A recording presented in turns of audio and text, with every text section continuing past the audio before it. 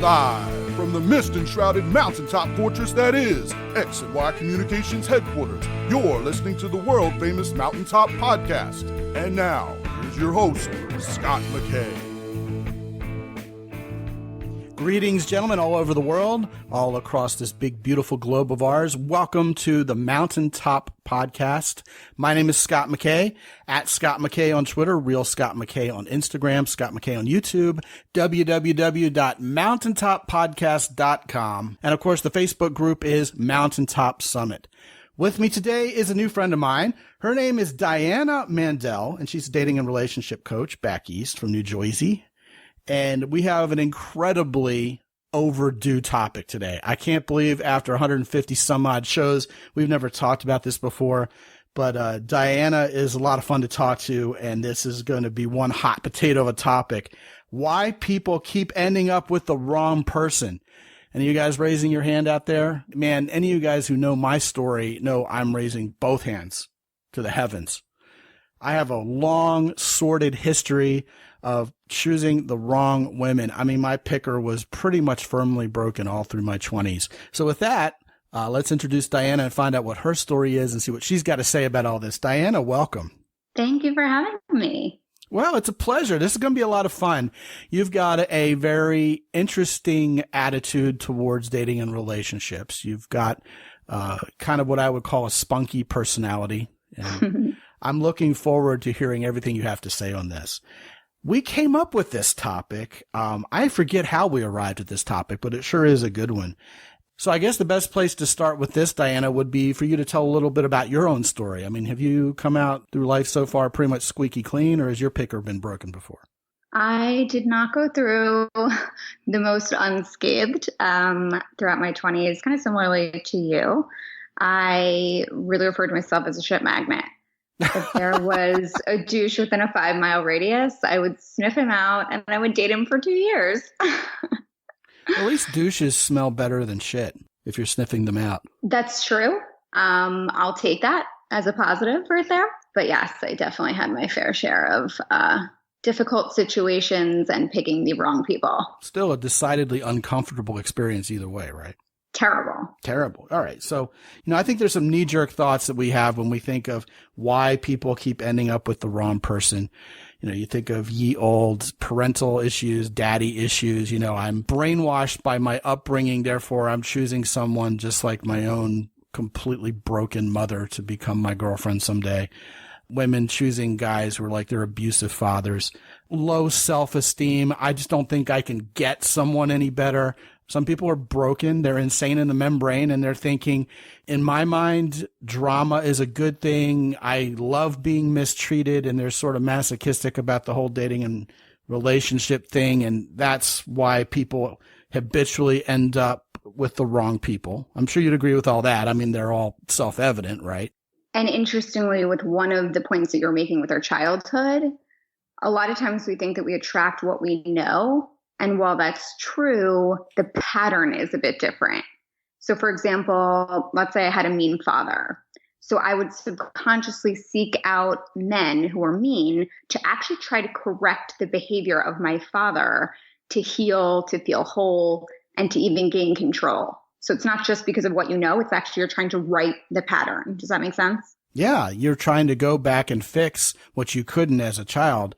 Maybe in some unconscious way, feeling like you'll somehow finally have power over it, right? 100%, and write the pattern in your head to feel better about yourself and to feel that kind of validation and love and acceptance that you were looking for that you never received when you were young. Do you think maybe there's also an issue at play there where not only are you going to attract that kind of person to gain mastery over it, but also to make it pay for the wrongdoing? 100%. Yeah. 100%. Now, Absolutely. Can that be misplaced? I mean, can you go overboard? Can it be certainly kind of a decent guy the woman would pick? And certainly this is not gender specific, but since you're a woman, we'll talk about it from your perspective for now. Could a woman theoretically choose a guy who maybe isn't as broken as she's accusing him of being and just make him pay through the nose for it? And he's left wondering what the hell's going on here? 100%. I think we can sabotage certain situations and label people and put them in certain corners and have them become something that they're not and almost make them feel as though they are there where maybe they have a little bit of anxiety, maybe some sadness, some dysthymia, which is essentially feeling blue here and there, and label them as a depressed mess to make ourselves feel better and kind of push them into that hole and into that type of pattern even more so. Well, that makes it the wrong relationship for both of them. 1,000%. Well, the percentages keep going up the more we talk. See that? That's great. That's a good sign. Yeah. I mean, do you think that happens as much with men as it does with women? I mean, are guys going around thinking, hey, you know what? I had a crappy upbringing. I've had some crappy experiences. Here's a woman who I'm going to project all of this vitriol on because I'm just sure she's like that. And in reality, she's more of an innocent bystander. And he's the one who has, these jaded goggles on. I do find that a lot with men. And I think part of the reason why I see that is because a lot of men don't necessarily go to therapy when they're younger. I do tend to see that more of my female clients get help faster. I think women just in general tend to ask for help more quickly. And so a lot of these feelings that are happening, they're not necessarily associating with anything. And for example, if I have something going on, I can call my girlfriend. I'm not saying a girlfriend is necessarily as good as, professional, but it's someone that I can speak to. Whereas men for a long time at times cannot speak to really anyone about anything that's happened as a child. And so it can end up kind of bubbling up where right below the surface are feelings of shame, fear, doubt, things of that nature. And so that can sort of play out in their relationships and who they choose. Listening to you talk, another thing that I've noticed keenly is that men indeed, since we don't ask for help much compared to women, and if we do, it's usually, by the time the house is on fire is when we ask for help. We don't know much about what help looks like or even when people need help. So I find that a lot of men end up in relationships with women who really genuinely need help, but the woman is in denial over it. And the guy's thinking, well, you know what? This must be the new normal. All women are crazy. All women hate all men. All women are this, that, and the other, thinking, anything but this chick needs some help. Yeah, we do a lot of labeling. I think a lot of men think women are crazy, and I think a lot of women think men are jerks. And that's not always the clear-cut, path. It's sort of easy to say and easy to box people in, but that's not always the case. And you could ask yourself, well, why are you having that experience? Same with me, right? And same with you. Why are we picking all the wrong people? It's very easy to point fingers. It doesn't necessarily mean that it's everyone else. Why are you picking those type of people? Well, let's get real here. I think also dating advice nowadays has a lot to do with furthering that image.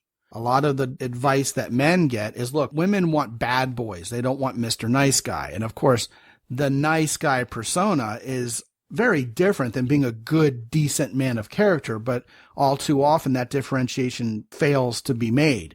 Meanwhile, guys are thinking bad boy. Okay, that kind of rhymes with women like jerks, and they've heard that too. So they're hearing, here's what you do, gentlemen. Go treat women totally terribly, without any respect. Be a total jerk towards them, and hey, that's what will make them love you. And that ends up furthering this falsehood that women somehow love to be abused, and that's how you get a great woman. But what I tell these guys, Diana, is if you're treating women terribly, okay, maybe you might get a girlfriend. She might even be physically attractive, but she's going to be suffering from low self-esteem. And when I check in with you 3 or 4 months from now, that is not going to be a healthy relationship, and both of you are going to be miserable all over again. I completely agree. And I think the one major point in that, because I hear that a lot as well from men and women, sort of wanting that and talking about that and having that conversation, is the whole idea that women like men who are kind, but also that have that edge. And often it feels as though it's very divided, where the good guy is really boring and the jerk is not a nice person, but he's kind of fun and there's spontaneity and you kind of don't know exactly what you're getting. And, he's really confident. And so it's kind of taking that piece of it, the, confidence and, sort of having that edge and being a bit different and being really set in who you are, and then transferring that into the good guy. And that's kind of a nice mix of really what women are looking for. Yeah, I wonder why it's so hard for most people to articulate when they're in a position to give advice that you need to be a bold, confident man. That's what women want, okay? But you can do that in a warm, friendly, ethical package of a man with good, solid character who's a decent dude. No one ever talks like that, right? And generally speaking, when you see men in media who are confident, they sort of become jerks. It's almost like that borderline narcissist that ends up happening. And so I think a lot of guys growing up tend to try to take on that persona or think that's what they need to be, and that because they're the good guy, they're going to lose every time. And, getting back to the point I made a couple minutes ago, women are being given kind of bad advice also on how they need to be in order to attract men. I've heard several dating coaches, I'm certain you're not one of them, but I've heard several other dating coaches, relationship experts say, hey, you know what? All women are crazy. We're nuts. Guys, get used to it. And I always cringe when I hear that. And these are some of the most famous women in the world of dating coaching, especially women who coach men, say that. And I think it's just furthering a stereotype that's just incredibly poisonous. It is a terrible sort of label to be given, just as much as if the male coaches said to all men, like, you're all jerks. It is what it is. You know what I mean? It's the same thing. It's just not okay. And it's not accurate by any stretch. Well, indeed, there are male coaches who coach women who are taking up that mantle saying, ladies, you're right. All of us men are terrible. The problem with women is men, one of them says. And that just has such a slimy feel to it. It doesn't matter which gender is selling out to the prurient, misguided interests of other people who are single for a reason on the other side of the ledger. It's all just wrong. And by wrong, I mean, not just like, that's wrong, man, but like, it's just based on falsehood. It's not true. Listen, gentlemen, I've been married to a crazy woman. Not like, hey, you know what? I have a crazy ex. No, seriously, I had an ex who was clinically psychotic. And I am now married to a woman who is level-headed, sweet and kind, and 100% sane. My first wife was the wrong woman, okay? My wife now is 100% the right woman. Man, we have a lot of hundreds and thousands and percents in this show. This is like an actuarial show, right? But in actuality, I'm right. I am married to the right woman now, and a lot of it is because she's sane and because she's got a good heart and she's kind and she's not an evil, criminal, horrible human being. That kind of brings me to another point. I'd love to get your opinion on this. Mm-hmm. I think a lot of men especially end up with the wrong woman purely because of her physical attractiveness. 1,000%. Oh, come on. Give me a 10,000%. Oh, I don't know why I keep saying that. It's really about prioritizing the wrong things. And I think, men can do it with looks. I think women can do it with money and status. And we're not focusing on things that matter. Because at the end of the day, she may be looking really good, really tight now, but then in 20 years, what happens, right? Where she's not looking as good, she's not as tight. And maybe she isn't, but at some point she's not going to. That is unfortunately the aging process. And if you're not with someone where your personalities align or your morals, you don't have expectations of one another, there's no emotional intelligence or maturity, you're not really looking at anything below the surface, what kind of relationship are you really having and growing with someone? Same thing with money. It doesn't buy you happiness, doesn't mean that the person is actually a really good person. We're not penetrating far enough in to actually look at the human being internally. We're looking at all the external stuff that we think we want, that we think will make us happy.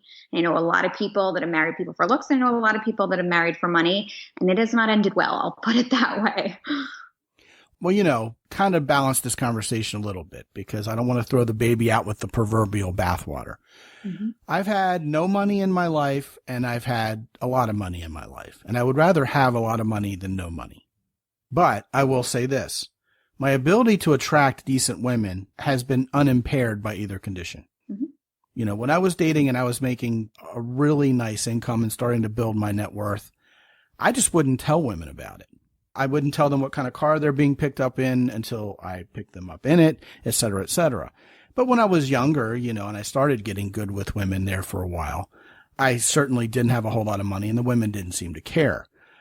On the other side, I don't think that you're going to ever talk men out of wanting a physically attractive woman in their life. I don't think that'll ever happen. And I don't think they should be talked out of it because you show me a woman whose guy wasn't ever really physically attracted to her, who she pressured to marry him anyway. And I'll show you a woman who's really bitter and upset because she was settled for. And we say it all the time on the show. The only thing worse than settling for someone is being settled for. Now, in my mind, I think what you do is you find a woman who's going to age well, not necessarily a woman who's younger as she catches up with you. A lot of guys are hung up on younger women. My wife, when I met her, was 34 and she was still being courted. And nowadays she's going to be 48 this year. And she wouldn't mind me telling you that because, she races BMX and they post her age publicly everywhere she races. But, what I tell guys sometimes is, when 47 years old, your wife shall reach, look as good she will not, like Yoda would say. And I feel incredibly fortunate that I have a woman who's almost 50 years old who still looks fantastic. And yet, based on what you're saying, what I would add to that conversation is my wife and I adore each other. We're best friends. And, I said this recently in an interview elsewhere. What I was asked was, do you ever get sick of having sex with your wife? After all these years, you want some variety. And I'm red-blooded like anybody else. If I see another woman who's attractive, I'm going to notice her. I think she's pretty, but I never get sick of having sex with my wife because she's one of me. We're a team. We're together. It's almost like, and this is what I said in the other interview, it's like I never get sick of pleasuring myself. One would never get sick of masturbating. That's your body. It's who you are. You're going to get older. You may wish you were younger again. But my wife and I are a team. We're growing into maturity together. And because I have self-esteem and I like myself, and because I esteem her, I'm always going to think she's a cutie. I'm always going to just appreciate her, who she is, whatever stage of life we're in it together. And I think that's how I would counsel guys who would come to me with this idea they've probably heard from some of the men's rights activists, like, women lose their social capital over time because they become less and less physically attractive. But you as a man, you're gaining sexual capital. You're gaining social capital because you're going to get wealthier and your status is going to increase. Yeah, well, I think all of that's pretty much stereotypical. If you look at people who build their relationship on either of those premises, they're going to end up unhappy and probably split up. That's ending up with the wrong person for the wrong reasons. That's the very epitome of it. If you're with someone because you get each other and you actually adore each other and you want more of each other and life isn't the same when that person's not around, that's when you're with the right person. And of course, that person should be beautiful and interesting to you. You shouldn't have to settle for that person or else, again, you're probably with the wrong person. You know what I mean? I agree. And I think I'm not saying that looks don't matter, but I also want you to look on the internal as well. Is she as beautiful on the inside as she is on the outside? What are we dealing with? Do they match? And that's where you become best friends with someone. That's where you actually miss someone. You become a better person. You bring out the best in each other. You have these kind of conversations with each other that are more than just surface level conversations. They're able to trust each other. There's no judgment. You work in tandem together. And that's where a lot of these things that when you're prioritizing the wrong things, they don't end up happening that way. And it's just a very sort of convenient type of relationship. And that doesn't work long term. Yeah. You know what? I think a lot of us are being trained in a certain way that's very damaging. When members of the other gender give us a lot of validation, in the case of a woman because of her looks, or in the case of a man because he's rich or he's famous, it's easy for us when we're given that validation for that reason to fall into the trap of believing nothing else will matter. So you get a lot of pretty women, a lot of very sexually attractive women who feel like they can lie, be rude to people, not be very decent human beings otherwise, and yet men will still desire them. Indeed, you can go to any one of the men's websites and look at the 100 most desirable women in the world, and, they're going to rehab, or they spent time in jail, or they're on their 5th marriage, and, they beat their boyfriend over the head with a frying pan or something, and yet these are the most desirable women in the world. Well, there's got to be other criteria on the table than just physical attractiveness to make someone truly desirable. There have to be other criteria on the table, not just status and money, in order to make a man desirable to women. And I think my opinion, my well-traveled opinion is people who are sharp, People who have their heads screwed on straight realize that. So to all you guys out there bemoaning the fact that you're not rich, that you're not famous, that, tens are reserved only for rock stars, get over yourself.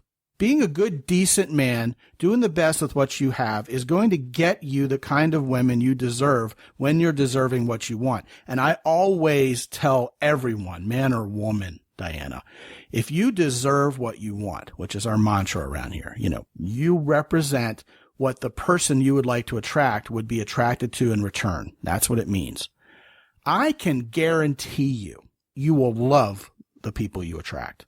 They will be male or female versions of you, depending on which gender you're trying to attract. Women who deserve what they want will love the guys who choose them. Men who deserve what they want will love the women who are attracted to them and choose them in return. It's almost like it has to be that way because that's what attraction's all about, right?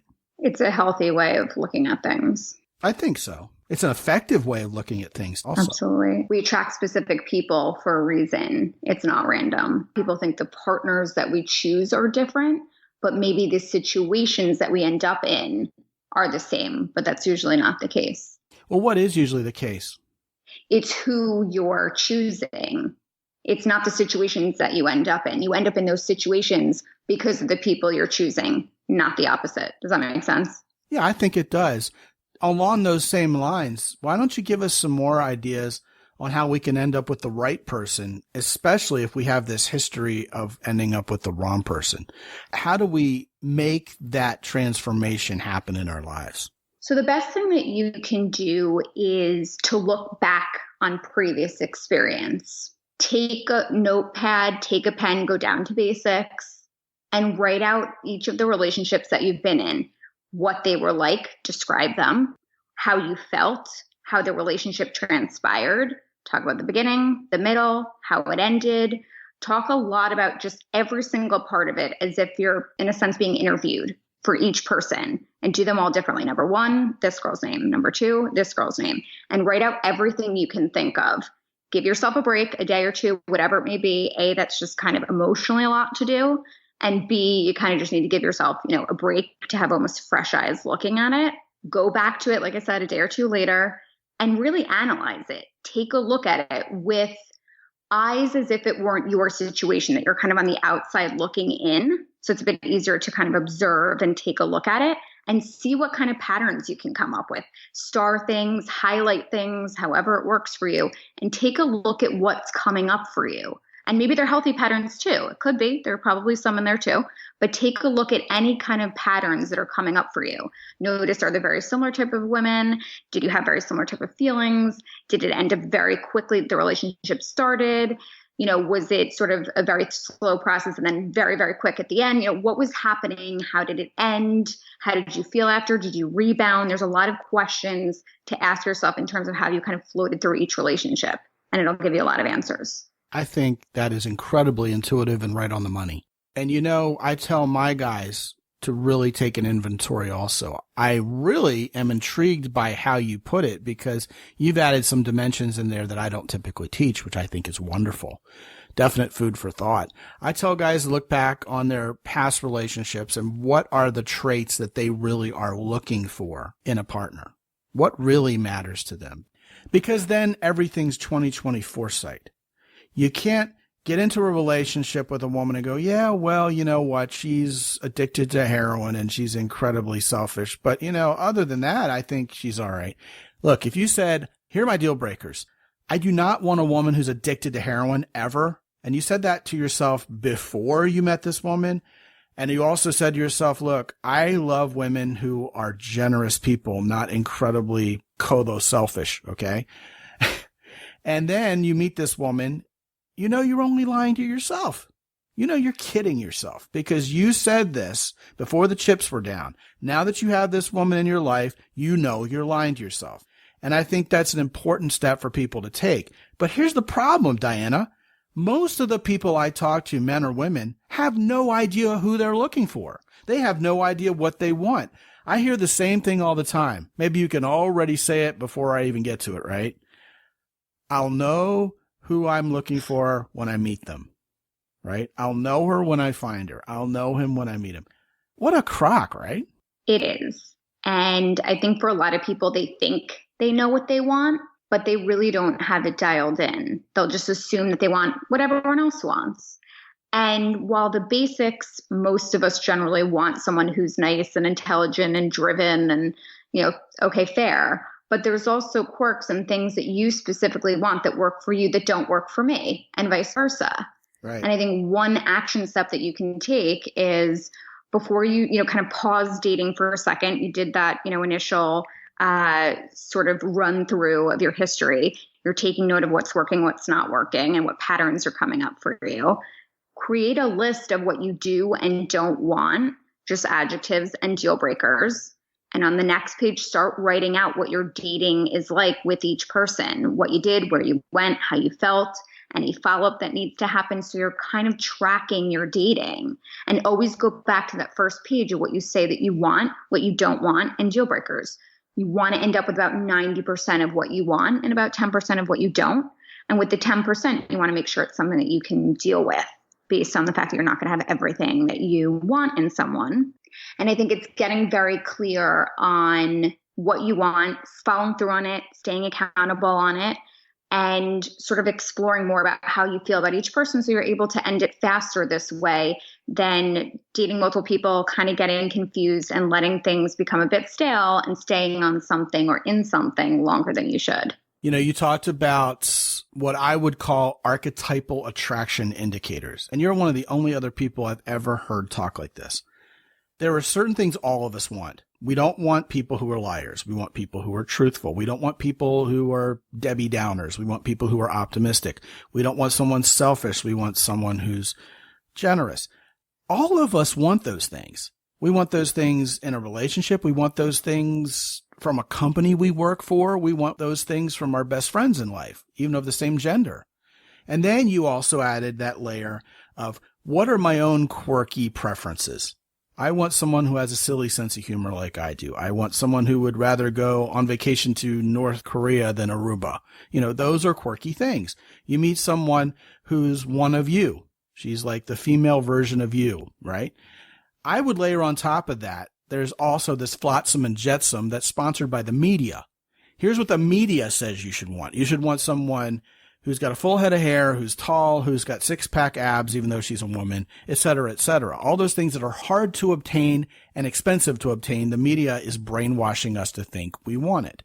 Here's the funny thing. I'm almost none of those things, yet all of the women I've dated who I connected with, I call it being connectable, they all adored me. All of those preconceived media-driven notions went out the window.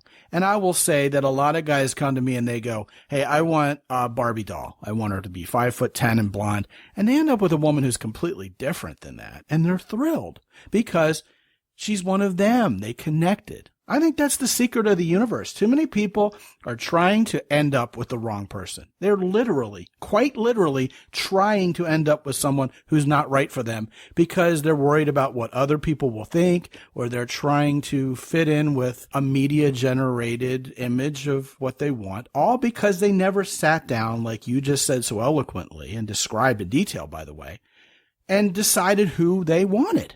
That's the best way I can think of, other than being sane and being reasonable and having good self-esteem and being a decent person. That's the best way I know to end up with the right person. I think that pretty much nailed it. And with that, we've kind of run out of time. I want to send these guys to your Instagram so they can find out more about you. And to do that, gentlemen, go to www.mountaintoppodcast.com/Diana, Diana, like Princess Diana. And I'm sure Diana's a princess in her own right. And you will find pictures of Diana and what she's up to and get to follow her there and get to know her. Diana, thank you so much for joining us today. This has been a really intelligent and I think eye-opening conversation for these guys. And I really, really appreciate you. Thank you so much for having me, Scott. And gentlemen, if you haven't been to mountaintoppodcast.com lately, make sure you go there and get you some free reports there. Won't cost you a dime. You can also talk to me free for 25 minutes about whatever you want. I want to know what's on your mind. And if a coaching program like the new laser coaching program is a right fit for you, we can talk about that as well. Lots more shows coming up for you guys. You probably noticed we're publishing them more regularly. Tell your guy friends about it. Hopefully you've realized that we're very serious around here about hitting the issues head on that men want to hear about, with a specific focus on getting better with the relationships with women in our lives. We'll keep bringing it, guys, as long as you keep listening. If you want to send me any of your thoughts or your ideas for future shows, go ahead and do that by dropping me a message at scott@mountaintoppodcast.com. That's one T in Scott, SCOT, at mountaintoppodcast.com. I'd love to hear what's on your mind. And until I talk to you again next time, this is Scott McKay from X and Y Communications. Be good out there.